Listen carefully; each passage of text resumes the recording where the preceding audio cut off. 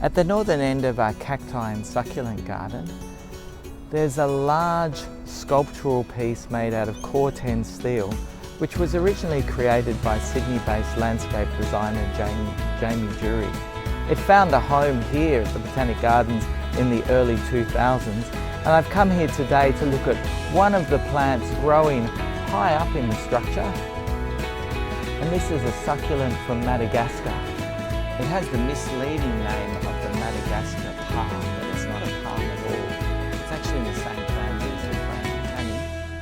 And if you have a look at these beautiful flowers, perhaps you can see why. So as I mentioned, although they're called Madagascar palms, they're not palms at all. They are in the same family as the frangipanis, and that's Apocynaceae. So the botanic name of the plant is Pachypodium lamerei. They come from Madagascar. So Pachypodiums are a genus of about 25 species. 5 grow in Africa, 20 of them grow in that hotbed of botanical diversity, Madagascar. And these plants come from the dry forests of Madagascar. So they're adapted to growing in arid conditions. Botanically, we call them a pachycaul, and that's because of this swollen stem or trunk.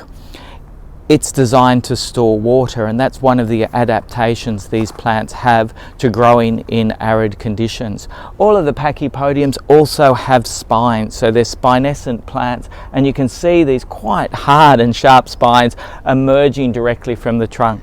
By contrast, the leaves are linear, mid-green, and very soft. So it's like a tuft of foliage at the top of these very spiny, swollen stems.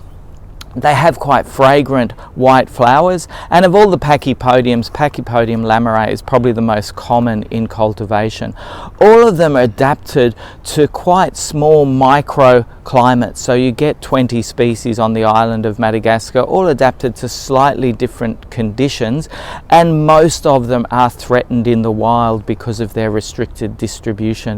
One of the threats is grazing from zebu cattle, but also land clearance.